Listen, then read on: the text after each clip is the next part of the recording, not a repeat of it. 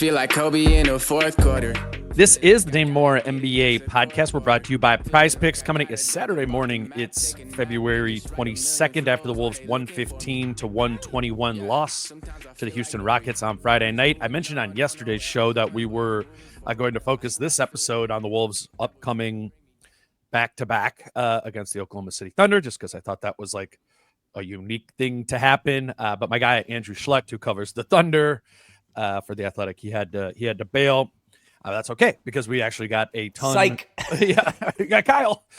We got a ton of stuff to talk about with this Wolves-Rockets game last night. I think both good and bad, rather than it just being Kyle for 15 minutes off the top of the episode. We get a full Kyle episode. What's up, man? How's it going, man? Happy Saturday. Frustrating loss. We'll get into it. This would be an entire podcast about one game kind of thing, because there wasn't much else over the break. But still better than whatever we didn't or watched last weekend. Like, I'm just glad to have them back. I'm glad to have this stressful part of my life back. And some really cool stuff last night, but it culminated in another clutch time loss against the best clutch team in the league. And I think that is something to really dive into, because it's becoming the story of the season. Yeah. Yeah, when I was just like watching the game last night, and I kind of like put together notes for an outline that I'm going to send you afterwards, and I'm watching it. There's no Gobert, there's no Randle, so I'm kind of, and the Wolves are playing pretty well, right? So I'm writing down things associated to the Wolves playing small, like how they played small, what they look like when they've done that, because right before the break they play without Gobert and Randle, and they beat the Thunder, and we're kind of like, hey, is this like a new gear to this team? So we get to watch a whole nother game of it, kind of unexpectedly, right? Because I wasn't expecting Gobert to miss this game. I thought, back spasms before the break, get some rest before he'll be back and play. But all of a sudden we get this first quarter and Naz Reid's out there doing the jump ball. And it's like, all right, here we go. We're going to get to see this again. And like I said, it was exciting. It was interesting. It's all the things we talked about after that OKC game. Like, is this what this team looks like in the future? And I'm really hyper-focused on that. And then the fourth quarter comes, and I'm like, wait a minute, this was not the story of the game. That it was that Naz Reid started at center and the Wolves played small and looked pretty good doing it. It was that they messed up in the clutch and in the fourth quarter. And like you said, it's been a story of the season. They only made 2 baskets in the last 5.5 minutes of the game. It's just the clutch time play again, and it's been a long-standing problem with this team, not just this season. You'll see a lot of the numbers circulating around, and we're going to talk about them today, about what the Wolves have been in the clutch this season, but clutch time play has been a problem for the Wolves in the entirety of Anthony Edwards' career, all 5 years, the entirety of Chris Finch's coaching tenure here, and we'll talk about it. I think both of them are obviously common denominators. In this, I don't know how to not kind of start with the clutch stuff. The Wolves in the clutch this season are only better than the Utah Jazz and the Washington Wizards in terms of point differential. So is that the story? I don't know. We're definitely going to cover both.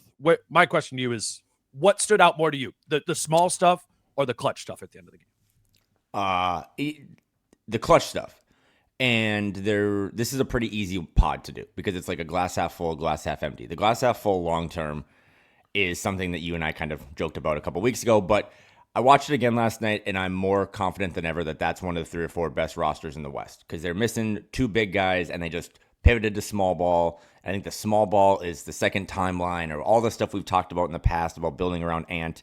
They just kept throwing more and more guards out there and wings that can defend and space, and Ant looks so comfortable getting downhill without anyone impeding him. I mean, he just, whatever you thought the Rockets did to Luka Garza, that's what Ant did to Steven Adams. Just cooked him. But all of those good vibes came up to the fourth quarter where it stops, right? And I don't blame Ant, because he was trying to make the right play at times. Like, there was times where he took some bad shots. Terrence is open, Jaden's open, but then when he does throw it to Jaden misses those shots. So long-term, glass half full, I think this team has a ton of young guys that they can really be thoroughbreds alongside Ant and play a new style of basketball. But that's long-term. Short-term, I mean, they have the most losses in the clutch in the entire league. and the Rockets have the most. I think the Rockets have 20 clutch time wins, and the Wolves have 20 clutch time losses. If you just switch those numbers, I think the Wolves are 15 and 20 in the clutch. If they're 20 and 15, they have a better record than the Rockets or the 4 seed.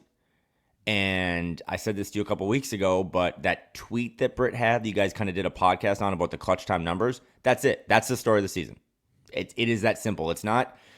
Isn't it funny though that like usually I agree with that, but usually when I look at like clutch time numbers, and I've said this all the time, it's like, okay, like even the Wolves, it's like you've played 130 minutes or 120 minutes or whatever it is of clutch time play. How telling can that be? You know, not a big enough sample size. Like normally, I think those numbers can exaggerate what the truth is. But to what you're saying, and because it has been so many games and it's been in such a similar way, it does right. It does feel like those numbers are a fair representation of where this team is at this time, right? Oh my God, yeah.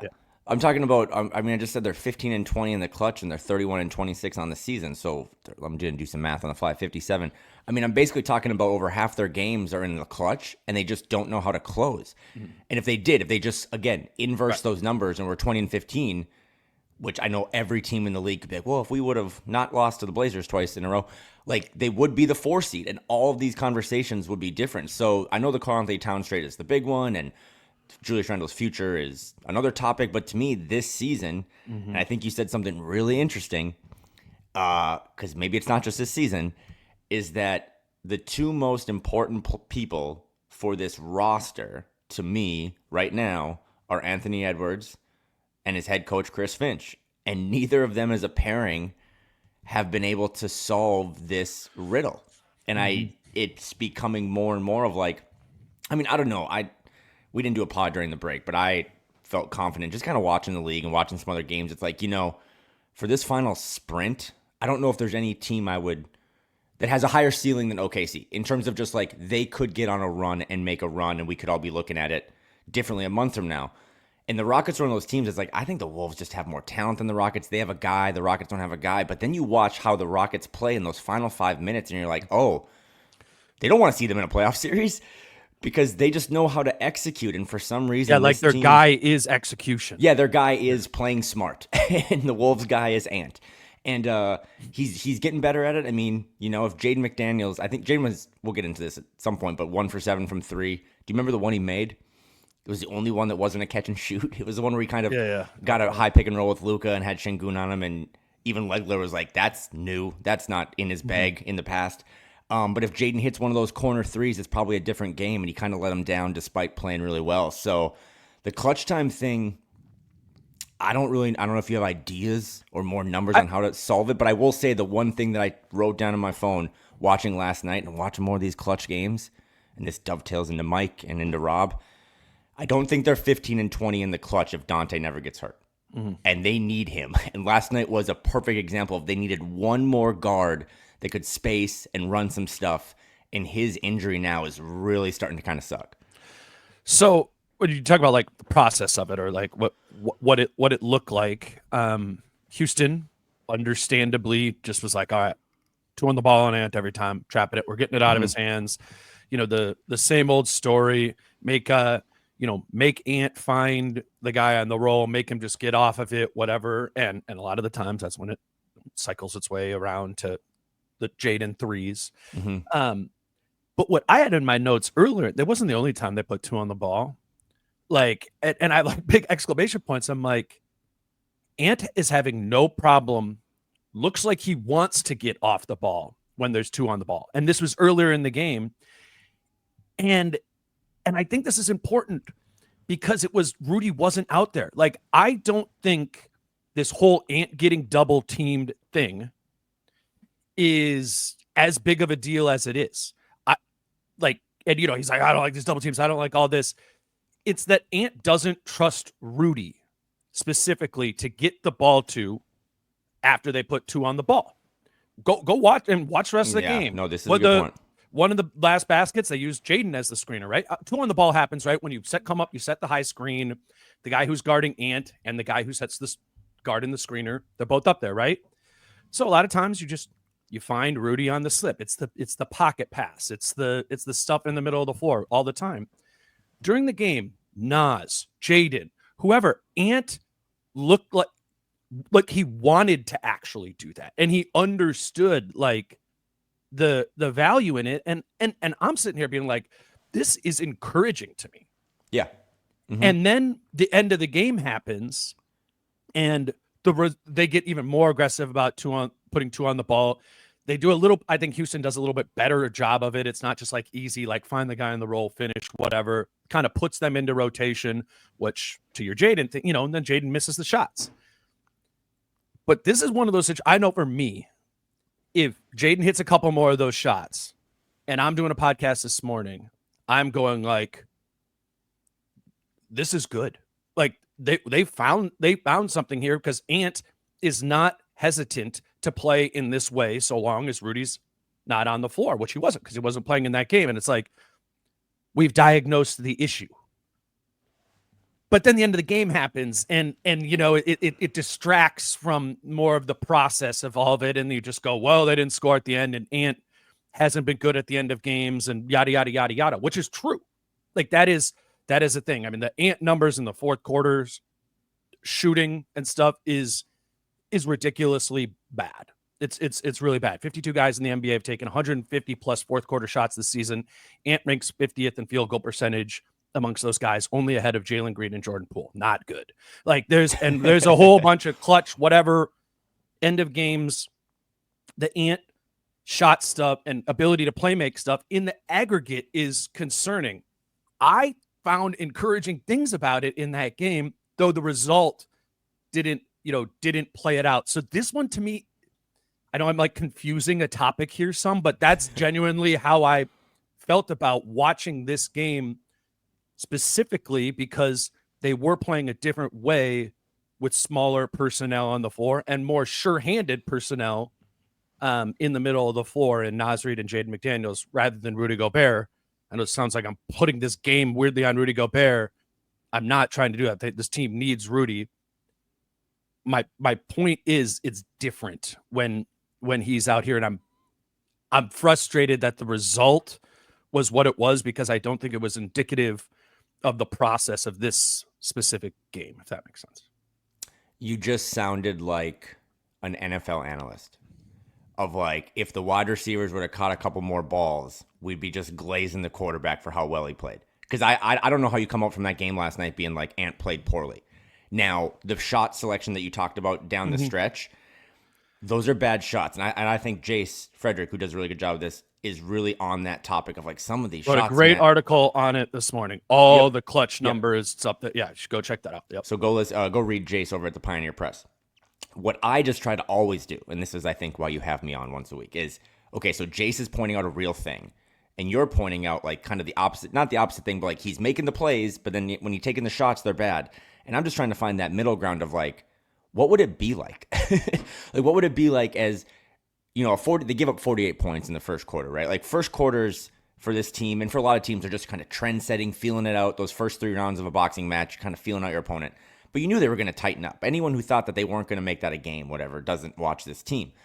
But then you get into the fourth when it does tighten up, and he's like, okay, I'm going to make the right pass to Jaden. Jaden top of the perimeter, misses a 3. Jaden in the corner misses a 3. Right play. Hits those 3s. Dane's going crazy today in a good way. Then he doesn't. So then for Ant at 23s, he's like, well, shit, I just got to go get a shot. Yeah. And I know there was a graphic tweeted out this week about all the spots on the floor and who leads the league in scoring, and Ant is like each of the, the elbows or whatever is leading the league. And like, those aren't spots. And those aren't spots that if Ant feels comfortable in, that he's going to in clutch time situations. He's not going to the elbow to get a mid-range jumper. So he doesn't have places on the court yet identifiable that he's like, I'm going to get 2 or 3 dribbles there, back my guy down and get that shot.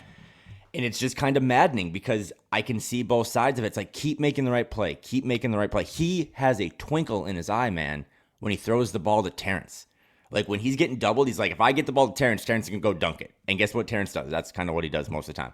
So that part is like, how do you navigate or thread the needle of continue to harp on him to make the right play, which he did last night. A lot of great throws. But if his guys aren't catching the ball, how do you then be like, okay, keep making those throws. Don't just take off and run out of the pocket with 1 second of pressure. You know what I mean? Like, don't just take these. But he does. That's the thing though too. Like I gave him a pass. The shot selection's terrible. Like, no, I know it's bad because yeah, they have spots. Yeah, but I just am like, those are two different like silos of this, right? Of recognizing the coverage, making the decision through whatever the coverage is, which Ant has gotten better at. And why I'm highlighting it is he actually, for the first time to me, looked like last night he wanted to do it. Mm-hmm. That's important to me. It's also important to me that he takes when he doesn't make the play, or it isn't a situation where there's two on the ball and he's just going to his shot, and he forces shots. He's not a bad shooter, right? It's in fourth quarters. Again, this is from the Chase article. When they've won the games, the fourth quarter games that they've won, 26 of them, he's shooting 48.8% from the field, 47.4% from three. In the 25 losses, he's in fourth quarters, he's shooting 31.3% from the field, 31.4% from three. That 31% obviously is really bad. 92 guys have taken at least 60 shots in the fourth quarter of losses. That's the worst field goal percentage among them. Ant is not the worst shooter in the NBA. That screams that in these games when they lose, he has a bad process to getting his own shots there. Remember when he had that nasty step back three, going to the two guys on him, and he's going to he's moving to the left in front of the Wolves bench. Yeah. Well, and that's sick. Cool play. Really good. He made that play. He made that play to beat Houston in Houston, buzzer beater, a month ago. He did it again 2 possessions later, and they even brought a third guy over to it because they knew he wasn't going to pass it there. Right, and TJ was in the slot, upside down, waiting for that ball. And guess what he would have done? He would have got it, and he would have attacked the basket because there was a third guy on Ant, not just a second one. And so that's I mean, again, 23. Like, can Ant even see that? Is he thinking that? Is he just reacting that way? It's so hard for me to rip on the guy who can make that shot and literally made it, the possession before. But you got to ask yourself, is this the best thing over and over again, to be taking? And the numbers over a really large sample size of this season say that Ant gets more aggressive, takes more difficult shots, which this completely meets the eye test, right? Kind of gets into battles with the other team's best player in fourth quarters. That's a thing too. And the numbers drop. So, I mean, theoretically, again, because he's 23, and likely this stuff moves on over time, and he gets better as he's gotten better every year at understanding processes, better understanding them. But for now, this stuff is killer. And they're like, obviously, they're losing all these close games because of that. And it's hard because they're not even there in the first place if Ant doesn't get them there. But he's got to be able to take them home. And his shot selection when he's choosing to shoot is not up to par, even if his playmaking, decision making has improved. And that, I guess that's a high bar, but that's literally why they lost the game. Yeah, there's a lot of chicken and egg stuff because I think about. I mean, I'm not saying Anthony Edwards lost them the game. I think collectively they lost the game, and his teammates missed a lot of shots in the clutch. And then back to your point, just some bad shot selection. But you also can't discredit him for the fact that without him and some of those runs they made in like the second or like midway through the third, like they're not even in this game. And I think of that play where Nas had the ball in a post up and Ant cuts, and he gets this perfect feed for a layup. You never see that. That's growth. But then as soon as he made that layup, he had 3 flexes to let, I think, Jabari Smith know or something like, I'm here. And I think it's awesome. And I think his teammates feed off it. But I also think it's Nickeil Alexander-Walker playing point guard, where he gets sped up then. And now he's starting to be like, it is me versus you. It is me versus Jalen Green. And Jalen Green was kind of on a heater last night. I think that plays a role. I mean, I'm just trying to dissect of like what goes into his mentality in these late game situations. I already said like it probably is hard to continue to trust your teammates if they're all of a sudden like miss three. For him, it's like Go watch some of those Denver games or those Phoenix. Like he's like, okay, cool, I'll just do it, right? And I know there's all the Michael Jordan comps out there and stuff, but like there's some Kobe in his game too, where it's like if Kobe doesn't hit some of those shots back in the day, it's just a different conversation. But he's fearless, and I wonder from a coaching staff or a roster building standpoint, or just being a fan or being a teammate. I mean, forget basketball for a second. You all have someone in your life that's like fearless.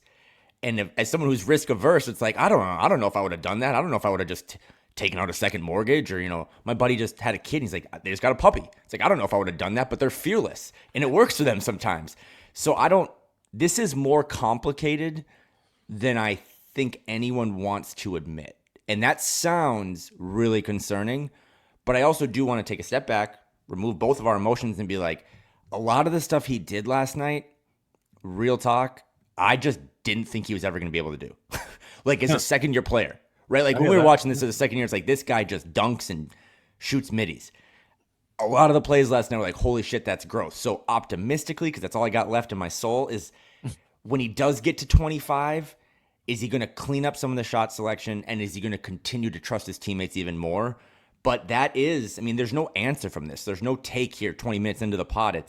That's where they're at. It's chicken and egg. You were saying these two silos. There's no Venn diagram. There's no middle part of like, that's perfect basketball. It's just. Do you know who's supposed to be, though, the Venn diagram or puts the silos together? That's the coach, though. Yeah. No, I totally agree. And I want to talk about that too, because that's a hard part of this, for me to diagnose and put down. And I frankly don't know exactly what that coaching process looks like. It's a very hard thing for me to opine on, right? Because I don't know exactly how that works, and I don't know exactly what's going, through Ant's head. So when we're trying to do blame pie, it's hard. I think we can just acknowledge that there is blame to go around for this clutch time stuff, and the two biggest pieces of the pie are Ant and Chris Finch. We did the Ant part. I want to do the Finch part, but let's grab our first break here.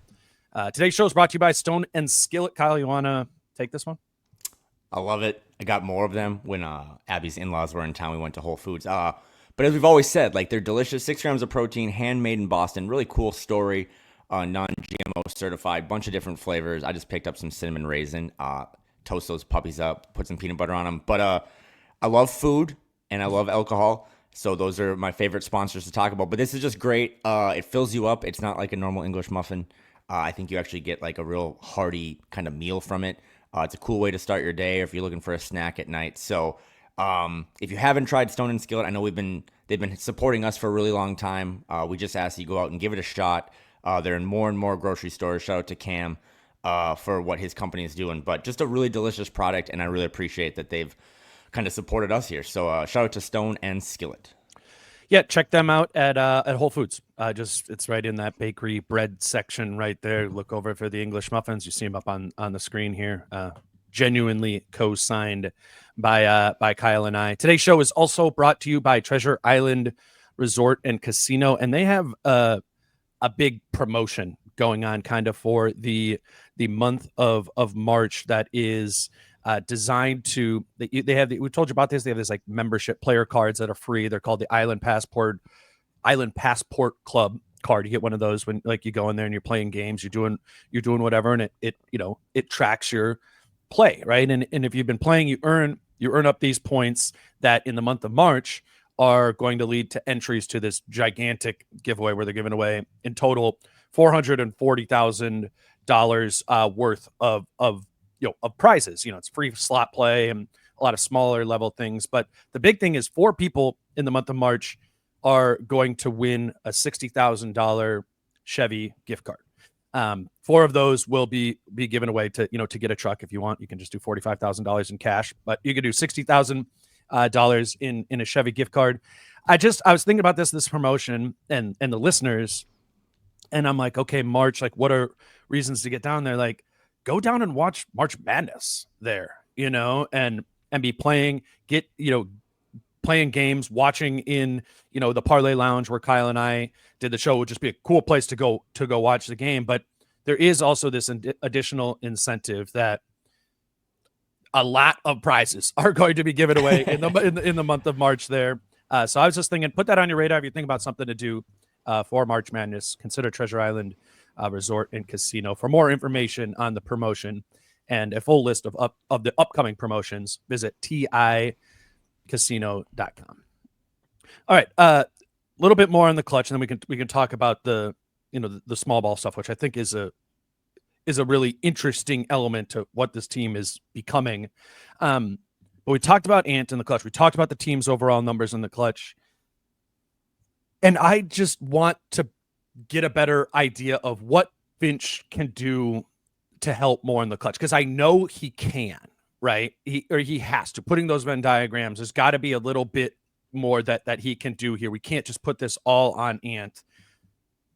When you think about that, what are you thinking of? Man, I would have liked to see Finch do this, or I would like this to be more in Finch's process in fourth quarters of game. What do you think about clutch related to Finch?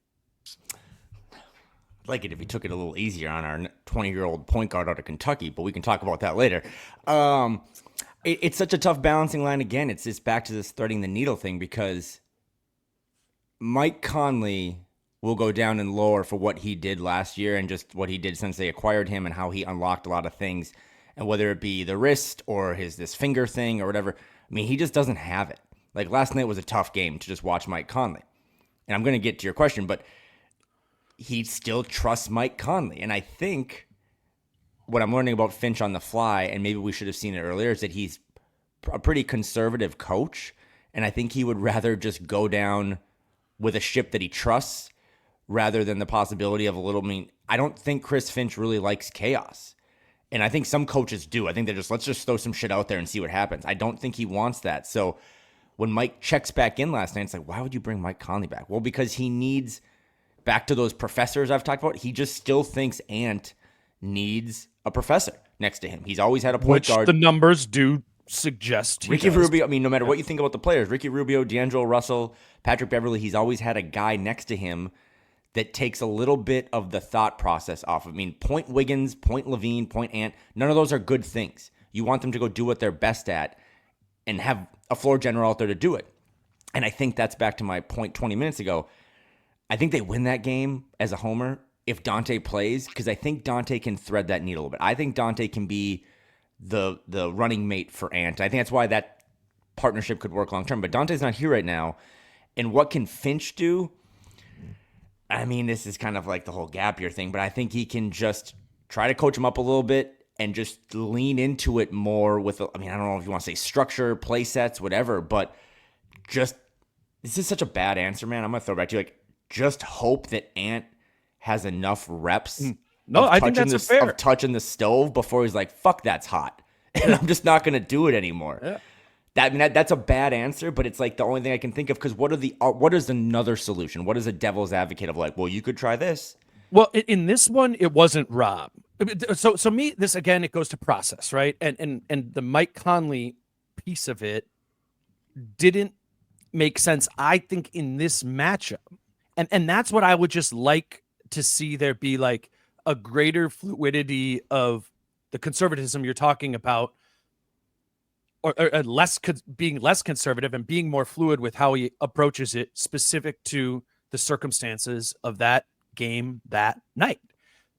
That game, we knew, I tweeted about this before the game because I was thinking about the last Houston game. There is, I called this. I mean, Houston starts too big of players to be able to have Mike Conley have a matchup. That's just true. In the last Houston game, he had to guard Tari Eason because they didn't want to put him on Jalen Green, and everybody else is too big, you know? And so in this one, Mike's guarding Amen Thompson, too big, or at time Jabari Smith or whatever it is, all too big. It was not an ideal matchup for Mike Conley, and that's why he picked up 3 fouls in the first 5 minutes and 48 seconds of the game. His first 5 minutes, 48 seconds in the game. I don't think that means that playing Mike at the end of the games is something that should be ruled out. I think it's something that shouldn't have happened last night. He didn't have the size there. He's coming back from he dislocated his finger. What happened was it got stuck in a position like that. They had to re-dislocate it and reposition it for him to get back function of his finger. And he had the break off. I don't know. I wasn't around the team over the break. I don't know how much that healed over the week. But Mike Conley was like not able to bend his finger prior to the All-Star break. And then in the first game out of the break, cool, like he's playing and he's playing through it. But to apply the same blind belief and the same blind Mike has to play in this situation when the matchup and his health and these other facts, just that he's playing poorly in that game, that's the part of it that's tough for me. I do think Mike Conley should close most games. I really do. Because I hear what you're saying about just having a little bit more trust in Ant. I'm just not there yet. I think he needs the professor, the co-pilot, those sort of things. But in this one, did you need that? I don't know. That's what I struggled with, Finch specific in that game, just because it was just screaming to me the whole game from the tip that this isn't a Mike Conley game, which means it wasn't a Rob Dillingham game either, because it's the same issues, not the finger, but like size and a matchup, and that there wasn't. I don't think Rob was the option in this one either. Other times, I think he probably can and should be. You need pace. You have a matchup. Sure, roll with Rob. But in this one, it felt like it should have been someone else. Though I get in Finch's head, he's like, wait, I'm going to bench 37-year-old Mike so I can play Terrence Shannon Jr. or Jalen Clark, who are rookies. Like, but now you've eliminated the professor thing. Yeah, you know what I mean? Like now, because I go look at I'm kind of surprised by this, but I shouldn't be. But they really only played 8 guys last night because Rob had an 8-minute stint, and one of those guys was Luka Garza. So like the only other 2 options in last night's game were Jalen Clark or Terrence Shannon Jr. Mm-hmm. And neither of those guys are what you and I are kind of copping for. So they're also not shooters too. Like, and Mike would be is a shooter out there in the end of games. Sorry. We went 30 minutes in of structure. Now you said we could kind of pop around. Mm-hmm. So I do want to get into Rob because I think he is important here. But did you write down, I'm kind of putting you on the spot, did you write down who they closed with? I know there's a little fluidity, but like, do you have what the 5-man rotation was? Yeah. To close the final couple minutes of the game? Well, it was, I have written down when they took Nas out and McDaniel was at the 5. But the closing, we can do this. Nas, Jaden, Ant, Mike, and Nikhil. Yeah, the close with the starters. So what I'm just trying to say is not what Finch would do. But if the entire roster was healthy, how would you have closed? Oh, if the entire roster was healthy? Because I would have. I'll just jump in for you and make myself look like an ass. I would have done the exact same starting 5 with Dante in for Mike, and I think they win the game. Yeah, okay, that's you know what I mean. Like, so there's like this weird, almost like cold, hot, and medium porridge thing right now with these 3 point guards. I consider Dante a point guard at this point, but like the Rob thing wasn't going to happen last night, and we should talk about it because he didn't even play in the second half. He was literally benched for what I deem visually through my screen as like a little altercation with his head coach. Mm-hmm. So because Rob was not an option, at least last night, like Rob was not an option, he could not come back in. It was all he had left was Mike, and Mike was the wrong answer. But I'm defending Finch, but it's like, man, if Dante was healthy and he would have closed with Mike, I would have kind of lost my shit. Sure, I think that I think that's fair, and maybe we aren't. Then because of that, we shouldn't be losing our shit. Because if it's Jalen Clark, like, they were completely ignoring. Then they're completely ignoring Jalen Clark, and they're completely ignoring Jaden McDaniels, right? And it's they, So now we're complaining about spacing. We're like, why don't you put more shooters around? And again, I want to reiterate that they're one of the worst clutch time teams in the league, and they lost that game themselves last night. Houston obviously did a lot to win it, and I can't believe we're now talking about a guy who didn't play. But we still wake up some days, fans, thinking about the Karl-Anthony Towns trade. And the Knicks were on the night before, or the game before this, and I think that's ironic. And I just think Dante, from what he was doing, I think Dante last night would have helped so much stuff, and that's what gets me excited about that pairing. Because Kyle, what can Finch do or Ant do to figure this stuff out? Ant might always need a professor next to him, and that's different than what you and I talked about 6 months ago. When we're like, okay, man, time to graduate. You got a max extension. You kind of have to be that guy. He does so many other things, but is it the worst thing? I mean, LeBron James, not comping these guys, but has always had a certain type of player around him. No matter where he goes, he needs to have one of those guys that he can trust in a certain spot. Kobe had Trevor Ariza. LeBron's had 3-and-D guys. I think Ant constantly needs a backcourt partner that when Ant's doing all the cool, crazy shit and he's fearless, can still keep the team moving on the right track. And right now, Mike just can't do that physically because you just almost made me throw up with the finger thing. I mean, I had a hangnail playing hoops the other night, and I couldn't do much. They got to get Dante back. And when Dante is back, I think he has to chew up all those minutes. I think he has to be alongside him and see, because you tweeted all those numbers, right? Like, this thing really flipped when they had Dante in the starting lineup. So I know he didn't play last night, but I would have loved to have seen them close against a team that has a bunch of wings and a bunch of switchability. And if it would have been Dante and Mike's spot, I wonder how that would have closed. Yeah, it solves the size thing that I'm highlighting. And the shooting, and correct for the shooting thing. I'll take this in a positive direction. I think they could have used Rudy Gobert too at the end in that game, and at times, and I know that's a little bit of a conflict of the playing small thing, which I want to get to next, but it would have been nice to have Rudy at times in the fourth. I didn't like when Anthony Edwards was guarding Alperen Şengün because Naz Reid had 5 fouls. Like, that ain't pretty cool that he can, though, right? Like, pretty cool that like he had a couple possessions that he's just that's, so big. But no, I know, no, that's not the guy. You don't want Ant on a herky jerky, dude. No. I mean, you got it. That was probably Ant's first double foul of his career when he and Şengün got taken over. But I will say that, and maybe you should do a little Gobert stuff. I've written down that 61-47 rebound advantage for the Rockets. I think that played a little part into some of this. But the first thing I texted you at halftime was Pistons pick. Seems kind of like a lock. When we start doing draft coverage, they got to find another big, or they got to find a backup center, because I know there's no Julius last night, and he probably would have played a ton of minutes at the 5, or him and Naz at a 4-5. But I also thought that in a game where small ball was so cool and I'm glass half full and look at the future.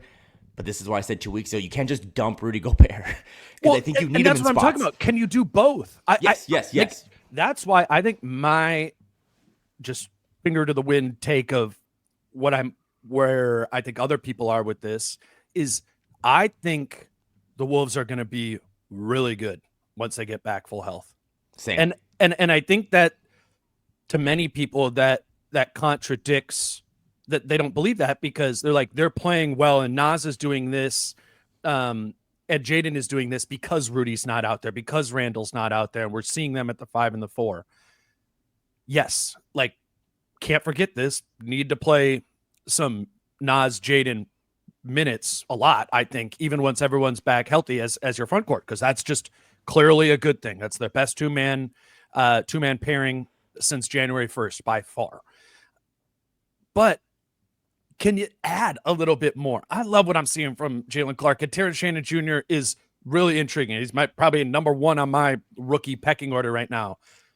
But it would be nice to have Julius Randle or Dante DiVincenzo or Rudy Gobert at times instead of those guys. Mm-hmm. And that to me says there's something here that once they get back healthy, if you piece this puzzle back together, it could be something special, because, and people are gonna be like, dang, that's what October, November, and December were. And I'm like, yeah, you're right. And that wasn't good. They're 20th in offense through December 31st. Terrible. That's bad. But they found things in January and February on the offensive side of the floor that they can incorporate to their team once it's back at full strength, I believe. And this is the Finch thing. Is like, can you do this, Finch? You have things that work with your traditional starting 5 or starting 8, and you have different things that have shown themselves that work here as well. Can we put these things together? Because I think there's enough ammo there, and this is to your they're top 3-4 team in the West, talent-wise, whatever. I think that's true. Only if you can piece this puzzle together. And, maybe people disagree with that because the Randall fit's too bad. The roster construction isn't this and that. I'm just telling you, in my opinion, I think there's been a lot of opportunity recently to be like, hey, this thing is working when they're playing smaller. This is working when we're playing this way. But it'd be nice to be able to pivot off of that for 8 minutes and then go back to it. They haven't had the opportunity to do that over the last, I think, 17, 18 games since Dante's been out. Mm-hmm. That's going to come back. And that's the thing that I think you can be optimistic about with this team. And that it'll showcase a higher ceiling because, yeah, the clutch stuff is terrible. But the underlying numbers of this team suggest that they are one of the 8, 6, 7 best teams in the NBA since January 1st. hold that, add to it, and you could be something. Like I really think that exists in here, provided they don't just go back to who they were in November and December, right? Be some of that, but be also what you were in January and February. I find that not only intriguing, but like encouraging. The clutch time stuff's really bad. We did it. We said all the numbers. But I also think if you're new to that term or that phrase, Dad, if you're listening, how many possessions do you have in the clutch? It's not that many. So, like, I'm kind of with you. I mean, obviously this won't shock anyone, but I am really, that's why I was saying, like, they kind of have this high ceiling. And by the way, like, we're in this early part of games that are really tough because Houston's really good in the clutch and OKC is going to come out motivated. But then the schedule does break down where, again, I know Timberwolves schedule, drink, but they do have the easiest remaining schedule in like Western Conference teams or maybe the league. So if you can just clean up some of those things in the clutch and you get guys back, but to something you said earlier, and I'm pretty proud of this, so I'm going to kind of strut my stuff. But yesterday when I did a podcast, I just simply said before any games, if you and I were like snake drafting, who's the most important person, 101, for this 26 game stretch for this organization, now that I think we know who the owners are, a lot of people I think would say Ant. And I would say Chris Finch. And I think the spotlight is on him now. I think the screws get turned a little bit on him because I don't really give a fuck what happened between October, November, December. I think there's a lot of weird stuff there and things I didn't agree with and maybe some things that I was proven wrong about. But Jaden's hooping now, right? Like, yeah, can't catch and shoot, but everything else is really good. Jaden was like the only starter last night, plus, and again, plus minus sucks, but like, if you came away from last night thinking Jaden McDaniels played poorly, no, man, he just missed some shots. And I don't know why he missed those shots. But he's not a good shooter. Right. That's okay. That's what it is. And the defense is directing. Yeah. But I mean, everything, like he was their best rim protector and he's getting out in transition. And how many times did he just like, when Ant sat and Nas can't just score every time, it's like, holy, we don't have anyone else to create. Yeah, and now there's Jaden in the midi over Dylan Brooks. There's Jaden over Şengün. Like, love it. He's hooping. Nas Reed is hooping. But back to Chris Finch, who I have been super supportive of. He has an opportunity to take this thing and go kind of crazy with it. And we've referenced levers all year. I think if he pulls the right levers, I was texting the birthday boy, happy birthday to Jim Pete.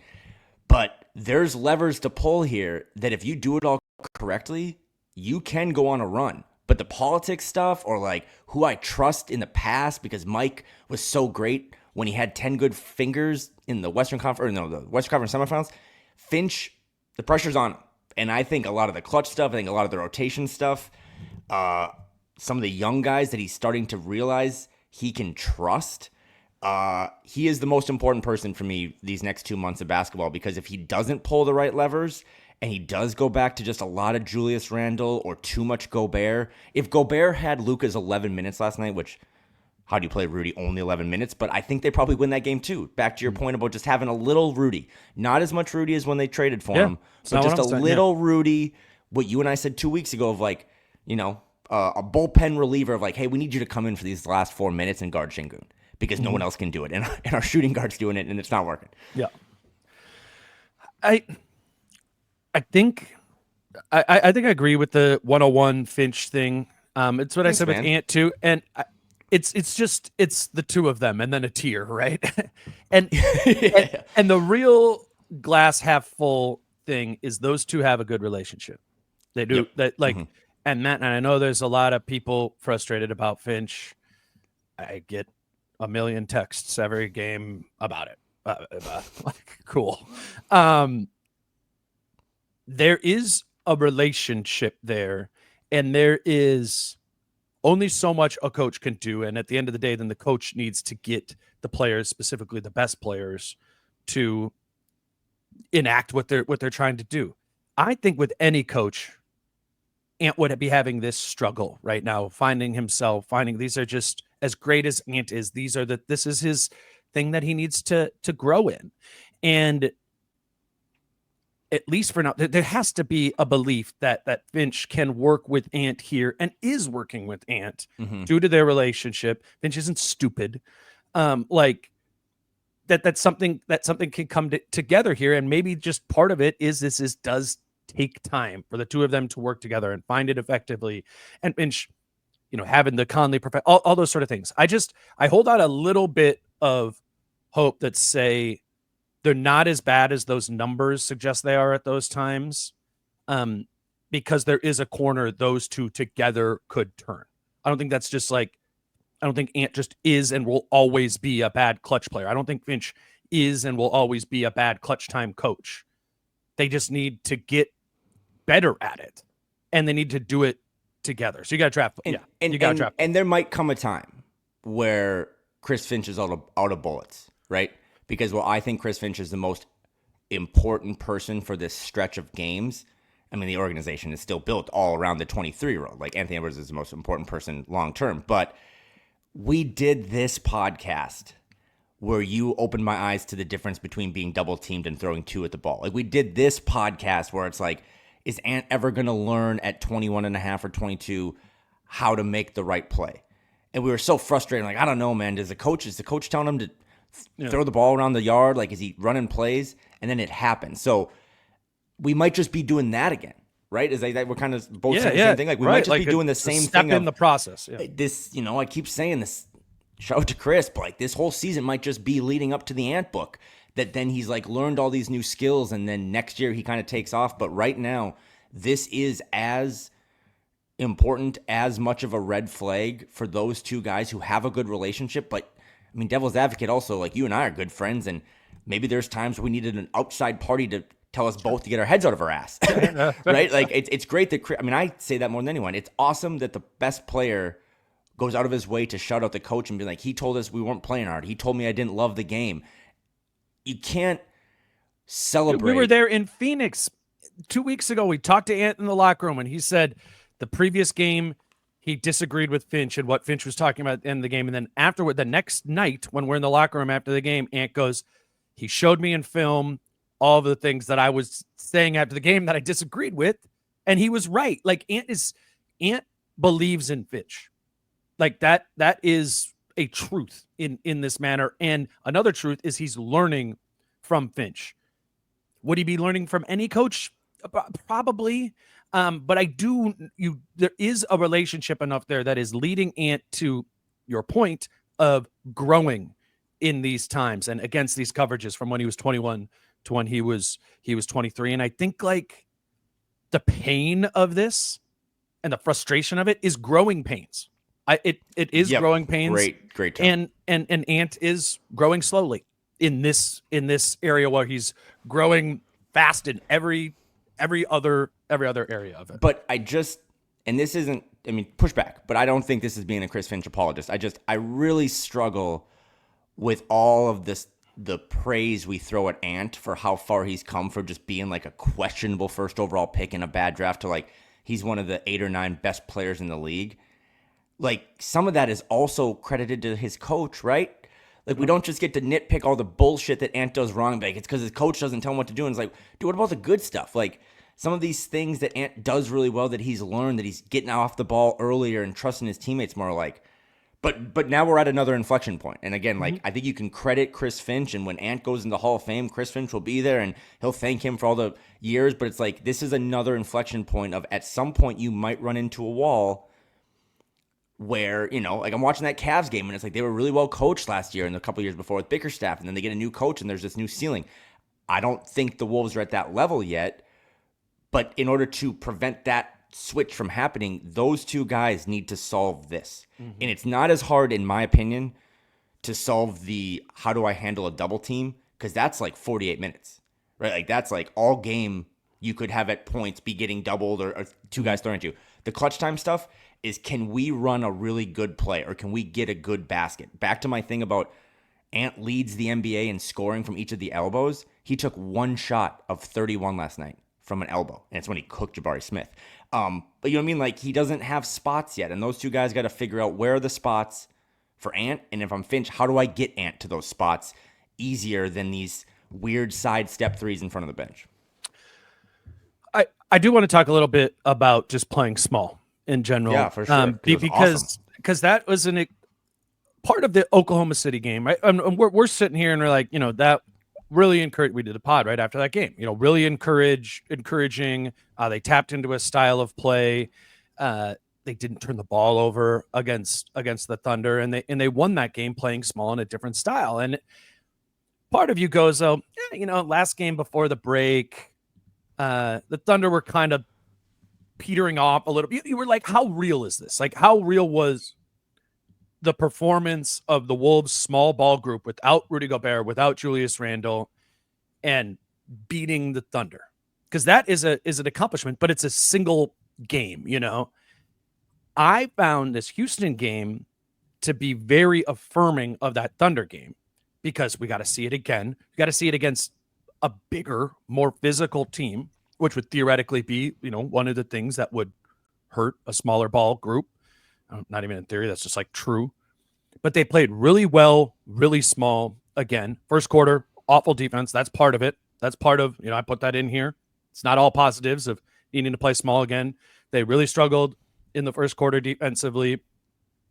The Rockets scored 48 points in the first quarter, and people are like, they're just shooting hot. I'm like, man, I hate when we do that. Or it's like, no, they're shooting hot because they're wide open from three. And they're wide open from three because the Wolves are so small, so they have to double down on every Şengün touch. So the guy that Şengün's passing to is the guy that is open because his man left to go double. Like, oh my God, thank you for saying that. It's like the shooting fish in a barrel thing, where it's like if you go fishing in the Great Lakes and you're like, I caught a couple fish, and I'm like, I had 40 fish. And it's like, yeah, because I shot them in a barrel. It's so easy. Like this whole, they were just hot from shooting. It's like, have you ever asked yourself why they were hot from shooting? It's because no one was guarding them. Yes. And thank you. So that was true in the first quarter, and it got better, right? And they went to zone, and they found some things, which has a Finch thing, that's that is the weakness of the Wolves playing small. I'm really impressed with Naz, at the 5 and how he's individually guarding there. But, you're just smaller and you need to play a little bit more condensed. It's going to leave the 3-point line open. That's true. But there are so many other things when they're playing small that I am so encouraged by when they play this way, because I believe the spread look is a game changer for Ant. Naz is special in the spread look. Jaden is looking special, and they're finding more of these semi-transition opportunities. Like, okay, Jaden, just like go. Just go. You kind of got like a semi-transition one-on-one tween. That's the Şengün mid-range shot. Like that sort of stuff. Like, it's great for Naz. It's great for Jaden. It's great for Ant offensively in many ways. The biggest thing to me, man, is they're not turning the ball over. They're not turning the ball over when they're playing small. The Wolves have when Rudy is on the floor this season, they turn the ball over on 15.8% of their possessions. That's the equivalent of 25th in the league. The 6th worst turnover rate. When Rudy is off the floor, they are turning the ball over 14.3% of the time. Now, that doesn't sound like a huge gap, but 14.3, league average is 14.5. So it's a little better than league average. Mm-hmm. That gap of 15.8 minus 14.3, it's 1.5, right? That differential of turning the ball over less with Rudy on versus off is the biggest on the team. Rudy's presence on the offensive side of the floor makes the Wolves turn the ball over more. That is a statistical fact. As much as they miss him on the defensive side, offensively, that's the thing. They turn the ball over when Rudy plays. You look at the Thunder game. That was the second lowest turnover percentage game of their season.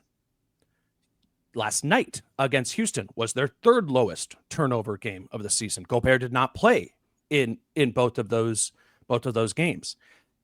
And you go, okay, turnover percentage, whatever. What does that really matter? What does that do? Where does that practically show up? Well, I think about the Thunder game, and the Wolves shot like shit from 3 in that game. But they won because they weren't turning the ball over. In the Houston game last night, Houston shooting crazy from 3. The Wolves aren't playing that good at defense. They stayed in the game and could have won the game because they weren't turning the ball over. Not turning the ball over allows you to mess up elsewhere. But the Wolves turn the ball. We know this just from watching. You don't need 15.8, 14.3, like whatever. Like, you watch the game and you see the compounding negatives of the Wolves turning the ball over. And the fact of the matter is, when they're playing small, they turn it over less this season. And that, when we're talking about Finch and consideration of like matchup specific things, if you're having problems turning the ball over in the game, that's a lever that you can pull. All right, we're playing small here. We're going to give up a little bit more defensively because we don't have the defensive player of the year out there. But we're going to pull those levers. We're going to go back and forth. So a little bit offense, defense, a little bit more in that way. And you will see the offense benefit from it. I think we know that. We know that now. And just stylistically, it clearly fits the main pieces out there right now in Ant, Jaden, and Nas. Once you reincorporate other pieces, I know you got to get back to playing Rudy, and you got to play Julius out there. And he's part of the reason those turnovers numbers are up as well. And Dante was turning it over too. Like Rudy's wearing a little bit of that. But this is an important thing to note, that the Wolves have this gear and are able to play a different way in it. And they're able to turn the ball over less because it's not so damn congested in the middle of the floor. So whether it's Rudy dropping it, which that's some of it, but a lot of it is the congestion that Nas gets stripped when he drives because it's congested, or Ant gets stripped, or makes a pass that gets deflected because it's congested. The space of no Gobert opens up a more free-flowing offense and a less dysfunctional offense. And that OKC and Houston, two damn good teams, two damn good defensive teams, the Wolves offense could play with them because that style of play fits their offense 10 times better. Rockets 121, Timberwolves 115. The Timberwolves turned the ball over 9 times last night. The Rockets turned it over 20. To Dane's point, the Wolves shot like shit against the Thunder, 27%. They shot 28% from 3 last night. No one on the bench hit a 3 of the 3.5 guys that played. So I'm just adding fuel to what was a really good rant there that imagine if they hit some threes. Imagine if they, yes, Dante brings a little bit more volatility with turnovers, but he also brings the second best shooter on the team with a bullet. Mm-hmm. Imagine if some of these guys find a little more familiarity, comfortability, whatever with these shots. I think to your point, because we've been thinking about this for a while, right? Like we've been thinking about not to go back to the timeline thing, but like what could this look like at 3 years from now if it's Ant at 26 and he's surrounded by a bunch of smaller guys. Jaden at the 5 last night. Do you know how aroused I was by that? That's awesome. And this has nothing to do with what you just said because it was so well put that I have nothing else to add. But the one concern I have, and this kind of goes back to my draft take for down the road, the Rockets throw a bunch really dumbed down. The Rockets throw a bunch of wings out there, and the Wolves throw a bunch of guards. That's why, like, if you want to say who's the most important person moving forward, it's Finch. If you're gonna lean into small ball at some point, who's the most important or the glue guy of all that? To me, it's Jaden because he's the only guy long. Like the Rockets last night throw out fucking Eason and Amen Thompson and Şengün and Jabari Smith and like even Jayshawn Taylor a bit. Like that was. I know I'm kind of taking this a different angle, but the length, they need a little more length if the small ball thing is going to be the thing for like long periods of time. We've seen it. But that's your Dante thing. And I think you texted me this during the game. It's like, what if they just had Dante in there too, and that gives you another one of a little bit less of the size, a little bit less of the immaturity or inexperience. My question to this, and it is the question I think of the ceiling point, because I said 15 minutes ago, I'm like, I do see this world where it could really work once these pieces reintegrate back into it. It won't work if they can't toggle stylistically. You know what I'm saying? And be able to play big and be able to play small. And so I'm sitting here being like, you got to toggle. You got to be able to toggle. And I believe that. They do need to play big sometimes. And you know what I'd like to see? I'd like to see him play real big sometimes. Rudy at the 5, Randle at the 4, Nas at the 3. Like, be able to toggle all different parts of the spectrum.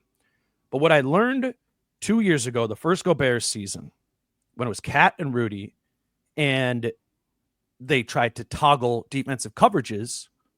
Remember this? Dependent on which center was out there. They're playing a strict conservative drop when Rudy's out there at the 5. And then when Cat was out there, they played the defensive coverage that they played the prior season, the Pat Bev or the Jared Vanderbilt season, right? And it was Cat up and they blitz. That's how they played. It was aggressive as the fly around. Those are night and day different defensive coverages, and this team was incapable of toggling that season. It's why they went 42-40. It's why it was a huge reason why the defense in particular was underwhelming that first Gobert season. This is a different type of toggling, but it's still an open question of can they do that? Do the intellect of the players, are they able to flip that light switch on of we're playing this way now versus we're playing this way before? And can they toggle 3 times in the midst of a quarter? Okay, Rudy's out there to start. Now Nas is at the 5. Now it's back out. Rudy at the 5. These different versions. Can they find ways to stylistically, and this is on both sides of the ball because you're playing big. Rudy's out there on defense and on offense when he's out there. If they can do that, they will win. Like, I don't, that is as not a player, not a coach. I don't know how hard that is. I know it was extremely difficult for them and cost them 2 seasons ago when they tried to do night and day different styles. The reality of the situation is when you make a trade and you have a roster that's like this, that is not a quote unquote good fit, it doesn't mean you can't win. It means to win, you have to be dynamic in the styles at which you play because you can't just run the same thing over and over again. Your personnel does not allow that. Can Finch do that? Can Rudy, when he's back in there, do that? Can he be cool with it? Like sometimes, all right, we're playing smaller this time. Can Randle do that? Can Randle be like, oh yeah, they need me, tonight we're playing small. I'm playing at the 5. It's me and Nas. We're doing that. Actually, in this one though, we're just going with Rudy at the 5. Nas is like, can all pieces find this to be agreeable and actually do it and actually execute it? Because that's the ceiling to me. That's the ceiling of this team, is being able to be dynamic from a personnel standpoint and a coaching standpoint that empowers them, and not only empowers them, but demands that they do it. Because otherwise, this like 1 foot in one bucket, one in the other bucket. I'm sorry, you're like a 45 win team and you're going to get bounced in the first round. And maybe that's the story of this season. But everything that we've heard from Finch and Conley and everything is we are going for it now. We have a superstar in Anthony Edwards. We have Rudy Gobert. We have a team that wants to win now. It's why Rob Dillingham isn't playing. They are chips in the middle to win now. All right, well, then we got to take a style of play that maximizes the ceiling of it, because this conservatism that you were talking about earlier in the episode, it just caps the ceiling. And maybe trying to toggle and they get lost at it and the floor bottoms out like it did 2 years ago. I don't know. I'm just like, let's make some moves. Let's go. Like, let's play the game. The October, November, and December was the same thing. It's you're playing poker. You're like, these are the hands I call with. These are the hands I fold with. Flop. You know what I'm saying? Yeah. And sometimes it depends on the complexion of the table around you. How many other people are playing? Am I being more aggressive? Am I being more conservative? There's different things at different times. And I think it's time for Chris Finch to get aggressive and try some things. And damn it, it's on these guys to do it. And don't get sad if like playing small is working and you got to go, you're not going to play in the fourth quarter, which was happening a little bit before the break. But it's just, to me, it's just clear. They need that to maximize their ceiling. And to me, the indication has been the ceiling. Let's win now. That's what this team is. Okay, so win now. To win now, chips are down. You got to get aggressive. It's why the Conley thing bugged me before the game, because that was a conservative play. If you're trying, well done today. My goodness, you really enjoyed that week off. I'm proud of you. But I'm with you on the, whatever you want to say about October, November, December, and politics and the trade and trying to find chemistry early on because you just took a giant chunk of, I don't know, on the court, off the court, heart and soul out of the team, and it was at the last minute, whatever. That's where I go back to this kind of bullshit draft I just did. How is anyone more important over these last 25, 26 games than the head coach? Because if it's all about what Dane said, we have chips in the middle, we're pot committed, we still have more chips, we have a lot of money long term, but we want to win this hand, then Ubuntu, man. Fucking play all the guys that give you the best chance to do it. And I remember Jaden McDaniels from like 3, 4, 5 weeks ago when he had like a post-game thing where I think he didn't close and Nikhil did. And he's like, because Nikhil was hooping. I'm cool with that. You can no longer fucking care about the Julius Randle player option if you're in to try to win this season. If you are, and that's the thing. There's another case of being like, okay, we're playing a different way. We're doing a different strategy. We're giving Rob Dillingham opportunities. We're playing for when Ant is 26. But everything about this season screams we are not playing for when Ant is 26. We're playing for when Ant is 23. Everything about it does. And they think, and maybe it's true, and we'll look back at this, that we can develop good habits for Ant when he's 26 now that could lead to winning. But then back to your rant, it's like, then play the guys who will help elevate Anthony Edwards' game now and at 26, okay? Mm-hmm. I'm not doing it, I promise, Dane. But that's why it's like, why are we going to get Kevin Durant? Like, why are we focusing or politically empowering certain people like Julius or guys that might not be Rudy, like that might not be here long term or don't fit it? Lean into this. This small ball thing has some holes. And some of the guys have T-Rex arms. But, like, there's a lot of good that you've just seen. I mean, the OKC was probably 1 foot out the door for the All-Star break. But that Houston game last night, like, they came out pissed off about how they closed before the break. And they tried their damnedest. And, like, I thought the Wolves were going to win that game for a while. Then the clutch time stuff. So, yeah, it just, it's fucked up to think this. And I think we do. I know we're going a little long here, but we still need to talk about a couple guys. It's almost like, I'm scared about what this could look like at full strength. And how have you ever said that about a team you cover or your favorite sports team? Is like, I'm nervous about what this could look like at full strength, because if it is a demoted Naz Reid or Jaden back to just corner threes, you've lost the plot, both short-term and long-term. And that's going to be part of the toggling. Is that different guys in at different times, and Finch is going to miss some of them. And that's going to have to be a little bit okay, too. And if it's like, oh, they lost the game, and in this game, Naz only played 18 minutes because he had 4 turnovers in the first quarter and he wasn't hitting a shot. Like, some of that needs to be okay, too. And I'm proponent of Naz starting and leaning into Naz because he's playing incredible and it's just like a good piece. But, like, I want to say the Naz one to highlight, like, so as to be able to toggle, if we believe that this is the ceiling of this, which I do, different guys on different nights are going to be seemingly shortchanged. I don't know how else to make it work and play dynamically without occasionally guys being shortchanged. And was it you brought up the Boston? I mean, I look at the Cavs, I look at the Thunder, I look at the Celtics. And I see teams that do exactly what we're talking about and toggle their style, play a deep bench, and find ways to make it work. And sometimes you're like, wait, Ty Jerome only played 14 minutes, but he had 16 points and was a plus 21. And you're like, okay, like, that's okay. It doesn't need to be like Ty Jerome should have played 26 minutes, because that's what you got to within the flow of the game. I just think this team needs some more of that. And imagine from an opposing coaching standpoint, what do you think every other Western Conference semi-contender wants the Wolves to do? They want to play Mike Conley and Julius Randle and Rudy Gobert and play the same old October, November, December roster, right? Like, opposing coaches would tell you, like, I don't want Finch and those guys to toggle. Toggling makes it harder. And that's why the Celtics are so good. It's like, oh, we might just come out of this timeout break, Tatum's at the 2. And it's Jaylen Brown and Horford and Porzingis, and we're really big, and, size matters. And then we're going to come out of the fourth quarter to start, and Tatum's at the 5.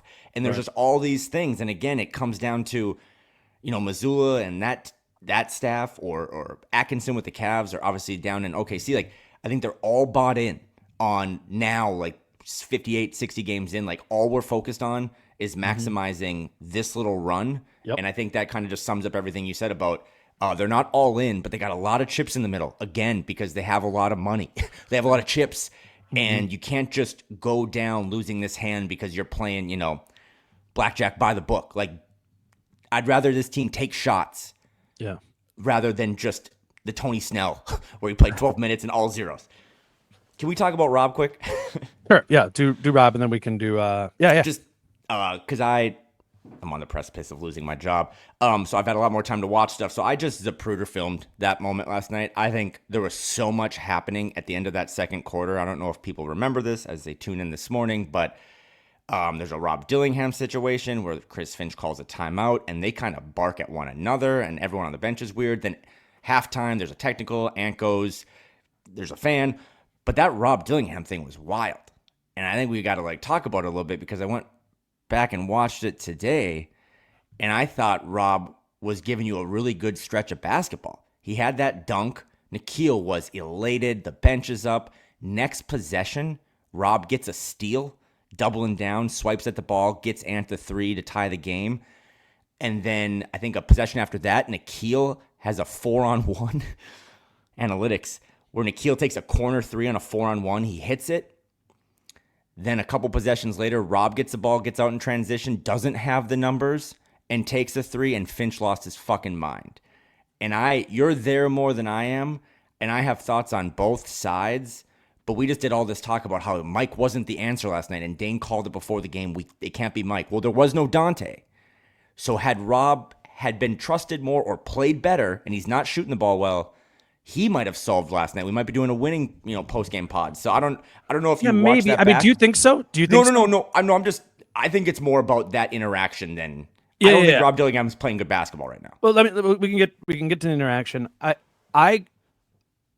actually don't think Rob Dillingham's playing bad basketball right now. I was going back over the break. I'm like, I wouldn't say Rob has been great since DiVincenzo's been in, but he hasn't been bad. No, and that's I don't true. think I don't think in any game Rob has been terrible, which would have really cost them in any game because they've needed him to play. Again, the Rob one specific to last night is tough for me on the same premise as the Conley piece was tough for me because there wasn't a matchup for Conley, and Conley's getting cooked, when he's needing to guard a 6'8", 6'9" guy. Of course, Rob Dillingham would as well. If that's not a good matchup for Mike Conley, it's not a good matchup for Rob Dillingham there. And I'm just saying my premise was I don't think early in the game it was fairly obvious to me, and particularly because they weren't playing Reed Shepherd, there wasn't like a small guy ever to guard. I mean, there was Aaron Holiday some, and that's when Rob played, but there wasn't really like an opportunity that gave them a good matchup. So I didn't have a problem if you take the like them bickering at each other aside. Like the first half, I didn't have any problem with what Rob's role was there. And I think if they wouldn't have bickered with as they did, then I think he plays in the second half and kind of is the same thing. It's another 8, 9, 10 minutes, whatever. And hopefully helps you in a similar way to the first half. But it just, to me, it wasn't a very good game for Rob or for Mike. Okay. To be playing in general. Now, the real story though is the 8th overall pick who's had a frustratingly small role the entire season, somewhat like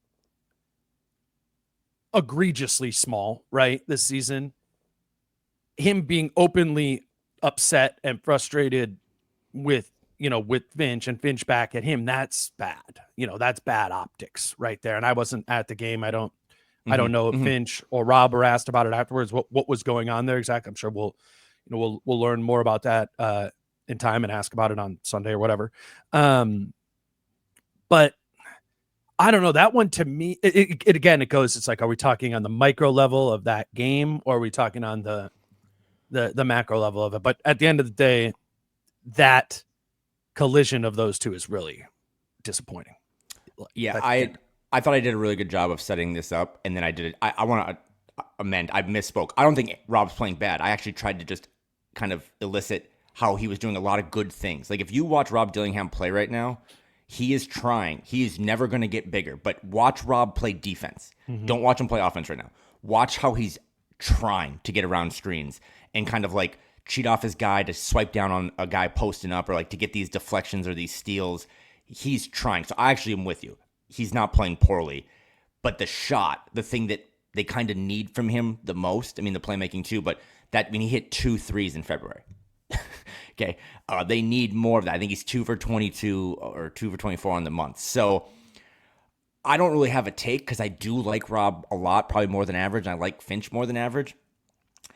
But when I talked about that sequence of Rob dunk and then Ant transition 3, like 3-on-1, Nikhil 4-on-1, I would imagine Rob, just being hypothetical, my take here, looks around at some of these guys and it's like, wait, Ant gets to do some of this shit and Nikhil gets to do some of this shit. And I see this a lot online or people texting me of like, Why do you bench Rob when he takes a bad transition three, but you don't do it with Nikhil? And my only take on this that I firmly believe in is that, like, come on, man. What's it like at your job? Like, do the managers get treated different than the entry-level employees? Like, that's a bad take if you're like, well, treat Ant the way you treat Rob. Fuck that. Like, let Ant have a way longer leash. He's in year 5. He's done it before. But I also say that thinking, man, that must be really frustrating for Rob. Yeah. Well, and to the like the defense point, and I think this is where you can make the anti-Finch case and in regards to Dillingham is like, if you are, what you've told Rob is we need you to guard and we need you to put pace into the offense. And when you are seeing that effort defensively to guard, which Finch is, I mean, I don't know if he said it last night, but, he has said it other times. He's like, he's working and like has complimented Rob defensively in that sort of way. The question becomes like, okay, then should you be empowering that a little bit more? If you're seeing him doing the things that you're telling him to do, then does the leash need to extend for the things that you don't really want him to do in similar ways that you extend Ant's leash? Of course, not the same thing, or not the Rob's leash should not be as long as Ant's. I get that. Everything you're saying, managers, whatever. It's just that I think Rob Dillingham, much like Josh Minot, Thank you. had his confidence in this season largely crushed due to a short leash and a lack of empowerment for doing the things right that he is doing right. I think this goes back to what we were talking about before, though, about the stated goal of this season of winning and maximizing now. To win and to maximize now, you need to have not that long of leashes on your players who are most likely to make mistakes, which are, your younger players, particularly a young point guard. That's a position that just makes mistakes more often. So it goes back to like some of the conflict, and Rob specifically, I think it goes back to the draft. And they drafted Rob and they drafted Terrence in a different vision for this roster. I think that fucked some stuff up, man. It just did, because they drafted him thinking that, they were going to be short on ball handlers and perimeter players, right? But then you add Julius Randle and you add Dante DiVincenzo, who are both ball handlers and perimeter-oriented players, in replacement of Cat, who is not a ball handler and not a perimeter. You know what I mean? Like, No, I know that's not as much as Julius Randle, right? And it just messed up what the role was going to be for Dillingham. I mean, I talked to Finch this summer. Like, it's like pre-Cat trade. It was like, Rob is going to be the backup point guard. We're going to lean into that because that's what that roster made it the obvious path forward. This roster has confused it, and it did back in October, November, and December, and that's why Rob was playing 7-8 minutes a night, not catching any sort of rhythm. If Dante DiVincenzo wasn't on the team or hurt then Rob would have played more, as we've seen, and it just, the trade messed some of that up and has caused, this is a real issue. Clearly there's an issue between how Dillingham feels about his role and what Finch feels about it. And that sucks when you're a team that is extremely low on draft picks and you just drafted a guy 8th overall and it's feeling like it's starting to border on something toxic. Is that on Rob? Does Rob need to manage that better? Sure. Could Finch have had a better process to what this role looks like? Yes. It started to me on June 24th or whatever, when the draft was, and they drafted Rob Dillingham in a different image of this team, and Terrence Shannon Jr. That's why would you draft a 24-year-old player and not play them? I don't think they would have drafted Terrence Shannon Jr. if they knew what this roster was going to be. Like, that logic doesn't really line up. And when we factor in the trade, like, I just think that's true of what's been happening here. And it, unfortunately, like, Rob's wearing the baggage of the situation. And I bet that kid's going to be fine. Right, like, I bet as a 19, just turned 20, like, he's going to have a long career. I'm not taking sides here with mom or dad. I love them both. But I do think, I'm so glad you said Josh Minot because I was going to plug that too. But over the last couple of weeks, I can think of 3 specific plays, right? Like we're in Phoenix and Josh gets back cut and he's subbed out and he hasn't really seen a meaningful minute since. And Rob last night, if you go back and watch all sexy 8 minutes of it, played really good basketball and took kind of a bad shot in transition. It's a bad shot, by the way. I'm a Rob fan. Bad shot. Immediately subbed out, never sees the floor again. And I think of Terrence. When he chased down that backcourt violation, steps out of bounds, another really bad, dumb play for a 24-year-old. And he comes right back out after the timeout and is like, get more love and get more minutes. And I just think for Finch, I mean, he's got this pocket of guys that this ties into small ball and clutch time. Like, whether or not he wants to do it now because there's so many chips in the middle, but some of these cards, some of these young guys can actually help you win the hand. And I just hope that they're not completely losing sight of, I mean, that Rob's confidence has got to be pretty fucking shot right now. And I don't think it's over, but if Rob hits that 3 last night, does he get 10 minutes in the second half?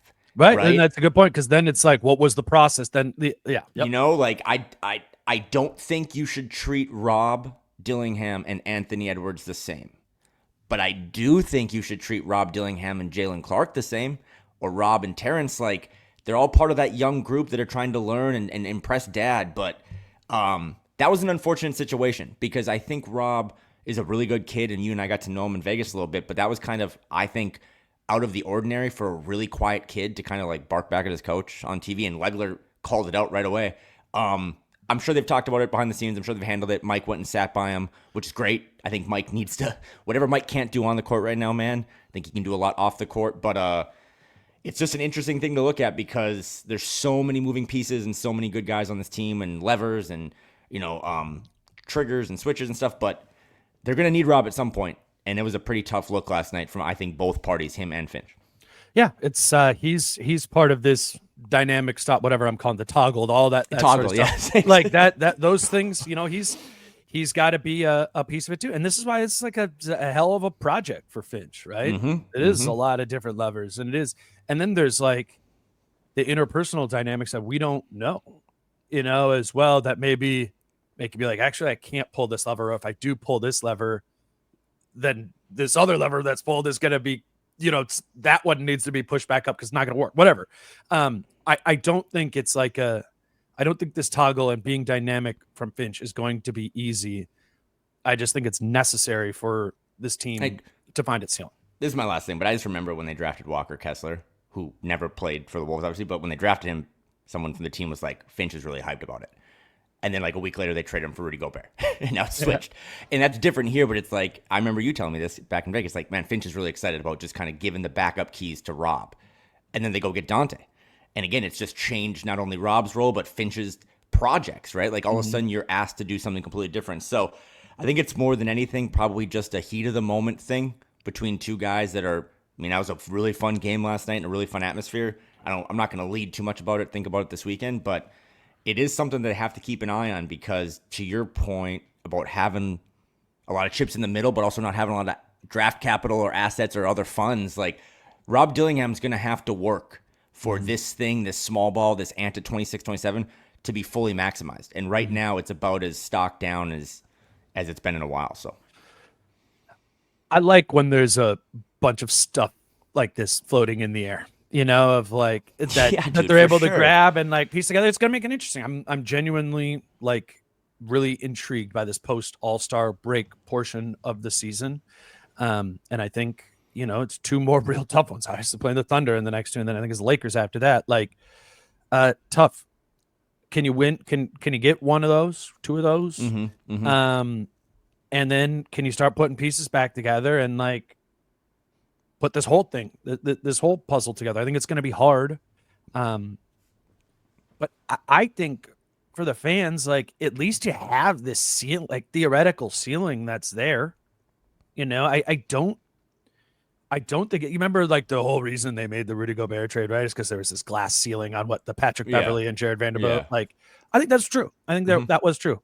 This team has a higher ceiling than a 46-win team, even if it looks like they are screaming towards being a 46 win team. There's something more here, and the question is like, in the final 25 games of the season, do you have time to be able to find it and piece back in one at a time the injured players as they do come back? And they could also just bow out in the play-in, right? Like this could all just be continuously frustrating for 2 more months, and then they just lose in a play-in and stuff. Like, I totally understand that the floor is made of, Lava. or paper mache, like something like that. They could just fall through, but it is exciting, albeit after a loss, that there's a lot of, like you said, there's a lot of cool stuff. And if they can string all that cool stuff together, I think they can make a cool run. But every game now to me is like must-watch TV because you're going to get, we just did 90 minutes on a game against the Rockets, and I thought all of it was really interesting. Some of it good, some of it bad. So I can't wait to watch them in what is like a mini playoff series now against the best team in the league or the best team in the West. And how will they respond to a game that they probably should have won last night? I'm looking forward to it too, man. Let's wrap this up with some prize picks. I picked out 2. My prize picks, today's show is brought to you by Prize Picks. My prize picks lineup today is Nikola pairing. Nikola Jokic, more than 10.5 assists against the Lakers this afternoon. And then got a demon on Nikola Vucevic making more than 2.5 3-point shots against the drop coverage Phoenix Suns. If those 2 things happen, that would be 6-1 on your money. So if you did $20, that would be to win 120. Kyle, do you have any other one that you want to add to our lineup? Yeah, anytime you just get ripped online a lot, you kind of get motivated. Can't imagine how that applies to me. But Luka Doncic, everyone just keeps saying is bad and fat. And I think he sat out against the Blazers the other night, so he's kind of well rested. I think him over more than 40 points, rebounds, and assists. Lakers Nuggets can be a really good basketball game, and I think he's going to come to play. He loves playing against one of your Nikolas. So if you can go find Luka Doncic more than 40 points, rebounds, and assists, that's a nice little 3-pick entry that gets us what? At a power play, 10.5 to 1? Let's do it. Yeah, I like it. So if that was $5, that'd be to win 52.50. Yeah. Again, this is honestly, Prize Picks was like made for Saturdays and Sundays. I'm sitting around the house and I watch sports, you know. So go to prizepicks.com, Prize Picks app. You can just do it for $5, $5 lineup, whatever. It gives you something fun to do. If you are going to create an account, we ask that you let them know that you came from us by using the promo code Dane. But I know many of you are already do have accounts, and so I hope you're finding ways to have fun with Prize Picks for basketball, football, whatever. There's every sport. It's up there, and you can find fun things to do there. I was kind of expecting this to be like a 45-minute episode. Nah, surprise. Surprise. Do you have any final thoughts, Kyle? No, you were off for a week and it was well deserved. We talked about Terrence, but I just thought that whole thing he did with the jersey and how he took a bad moment for a really cool kid and turned it into a really cool moment is worth bringing up again because I think that kid, albeit being 24 and he's an old rookie, I think he's gone through a lot of shit in his life, and I'm proud of how he handled a moment where you never want to be a meme, but he turned a memeable opportunity into a way to give back. And as we navigate everything moving forward, both on the court and off the court, in the league and in the world, I just think it's cool to see people thinking of others and using opportunities to give back. And we need more of that. We need more empathy and love. So shout out to Terrence for getting his jersey retired, but also finding a way to give back. I love when Grady in the game, it was like going to a break, and it was a highlight of Terrence. I guess you watched the legs version of or the ESPN one, and it was like it's like going to a break. They showed a highlight of TJ going to the basket. And Grady's like, "Welcome to the upside down." Michael Grady, by the way, GOAT, one of the best. Our guy Britt Robson did an awesome feature on him, and if you haven't, that's one of the best things Britt's ever written, and Britt's been writing for a long time. Go check that out because Britt is the best guy to do that writing, and Grady's one of the best guys in the league calling these games. So we're blessed. And shout out Jim. Happy birthday, Jim Whoop, Pete. whoop. Yeah, as that Brit article on MinPost highlights, genuinely, as the both of us watch like way too much League Pass, and I just to fans, I'm just telling you, I've watched many broadcasts of the other 29 teams. special, fortunate, lucky I am that when I'm watching Wolves games, that you have the opportunity to listen to Jim and Grady. It makes me smarter. It's I mean, I've known Grady shorter amount of time than I've known Jim, but I think I'm better at my job because I grew up, watching Jim Pete on the broadcast and learning basketball. So yeah, shout out to Jim and Grady. Happy birthday, Jim. And yeah, check out that cool article, cool idea, I think, by Britt to write that feature story on Grady, who is definitely going places. 90 minutes in. Thanks for doing it, Kyle. This was fun. We're back from the break, and we will continue rolling on next week too against the Thunder Monday morning. Jason and I will talk about what goes down at Target Center on Sunday night against the Thunder, and then we'll keep moving from there. We got Chris Hine on the road. We'll grab him at some point next week, and Britt and Kyle as well. Excited to be back for the final push of the season. 25 games to go. You guys can follow Kyle Theige on Twitter at Kyle Theige. I'm Dane at DaneMooreNBA. Yeah, until Monday with Jace. Peace out. How I'm feeling, man, I hope it never stop, yeah. Green and hot so you can find me in the crowd, yeah. Don't let standards ever bring you down, yeah. Hope you dancing like nobody else around, yeah.